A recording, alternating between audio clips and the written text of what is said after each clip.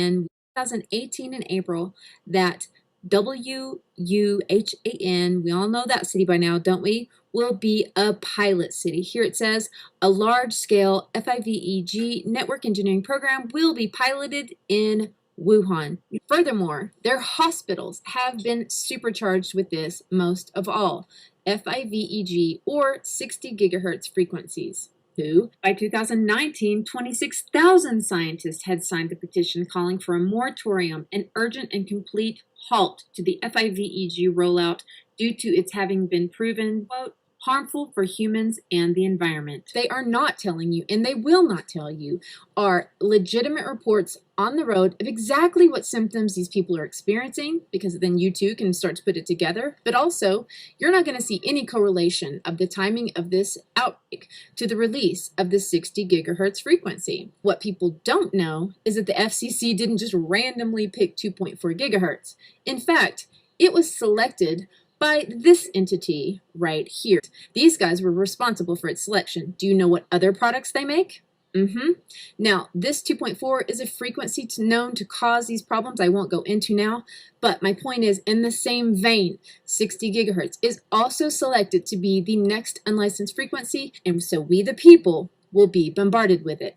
That means to me, we need to know what it does. 60 gigahertz has a very distinct impact on none other than oxygen itself. They openly admit that 60 gigahertz is absorbable by oxygen. You can see in this graph here its impact on oxygen. All the frequencies before 60 gig are not impacted. Then once it hits that frequency, it spikes and becomes hugely absorbed by oxygen. Oxygen, the atom, is O. Oxygen, the molecule, is O2, two atoms together. Now, these two atoms creating the oxygen molecule are sharing some electrons. 60 gigahertz causes the electrons surrounding oxygen molecules to spin. Right. Somewhat akin to how high-powered microwaves running on 2.4 are impacting molecules in foods such as water. They're heating in part by impacting those molecules to rotate or oscillate with each wave. The movement energy from the rotation of these super tiny water molecules is actually helping to heat the rest of the food. So in a similar way that 2.4 causes H2O to oscillate, 60 gigahertz, even at lower powers, is causing the electrons on oxygen molecules to spin. And as you might imagine, changes to the spin frequencies on oxygen electrons can have impacts on human biology. Breathing air into your lungs gets oxygen into your blood, and therefore in important places like your brain, is because the oxygen entering into your lungs gets picked up by a very important iron-containing protein called hemoglobin in your blood. But the unfortunate impact of oxygen molecules spinning the electrons is that it makes the hemoglobin unable to uptake the oxygen and get it to the rest of your body.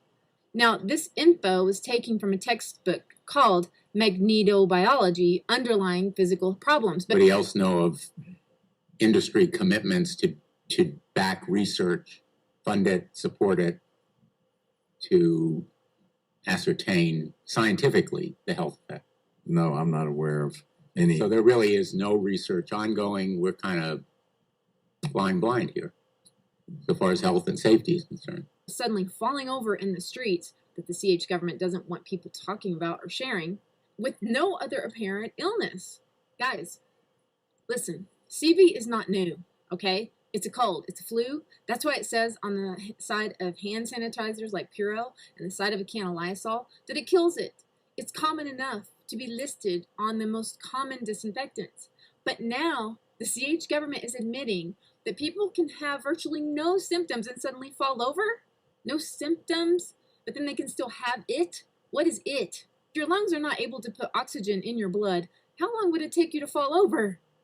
Admitting to working with SES, and although they're calling it Wi-Fi, that is a misnomer considering that the company seems to be using millimeter waves. Here are a few clips from some of their videos.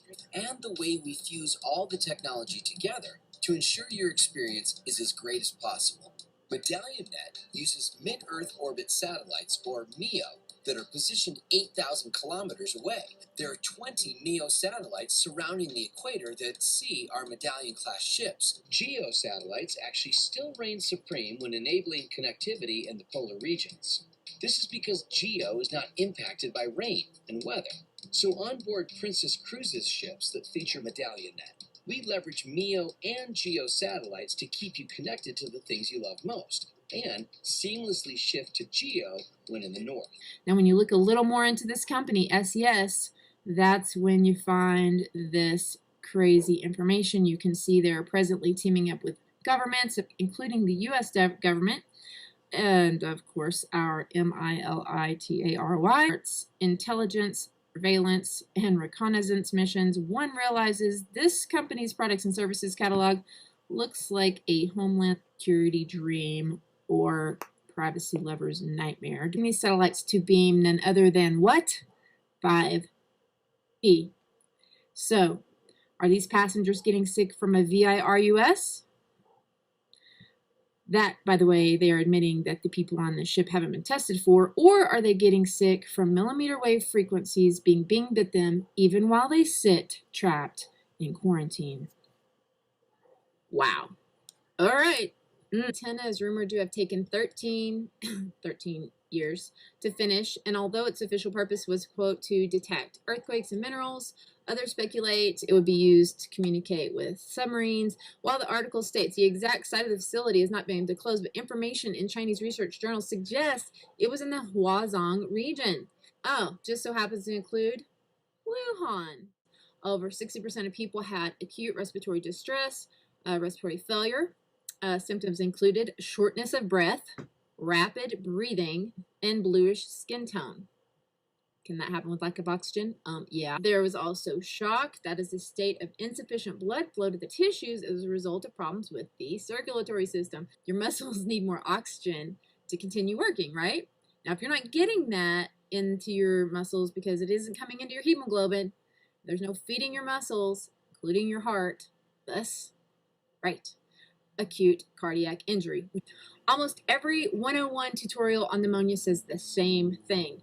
The main problems with pneumonia are the lack of oxygen as a result of phlegm. Is pointing to people who don't actually have fluid in their lungs at all, but they have dry coughs. Not wet coughs like this, but dry coughs with no phlegm. They're saying the same thing. Look at this. Inability to breathe and dry cough. So please, would one of you virologists care to explain to me why these people have respiratory distress, aka can't breathe, if there's no phlegm causing the problems with oxygen uptake? I mean, besides the 60 gigahertz frequency making hemoglobin unable to properly bind to oxygen. How do we know that this isn't due to other repercussions of millimeter waves on oxygen itself? I mean, we know that the impacts of magnetic frequencies can have a result of things like seizures, right? How often do people with pneumonia have seizures? But we have seen tons of leaked footage of people with exactly that, seizures. I've all these problems without the fever. I mean, how many times have you had flu without the fever? How do we know if a mild fever can't also be a result of all these other aspects of 60 gigahertz? The answer is, we don't know. WHO is the same group that has done nothing to stop the dangers of these high frequencies for the rest of the world.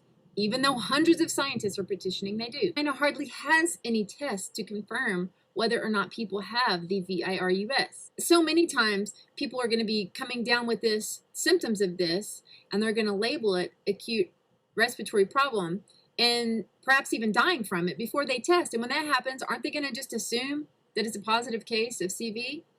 I don't think we're ever going to know the real answer to that question. But then there is the sad fact that many of these hospitals are incapable of testing even if they had them. And so what are they doing? They're sending their samples to the possibly compromised WHO themselves. For the truther community to now act like this CV, just this one, is suddenly manufactured, this thing has me wondering now if all of them aren't created for decades now. Because again, they're more like a set of commands, kind of like a bad robot trying to get his RNA where it ought not be. Also, we have to be very critical when they are pumping fear at us and ask, have there ever been times in our history when we were told to fear a VIRUS, but then their cure for it proved to be far more dangerous? The answer is a resounding yes. Many You hot dogs?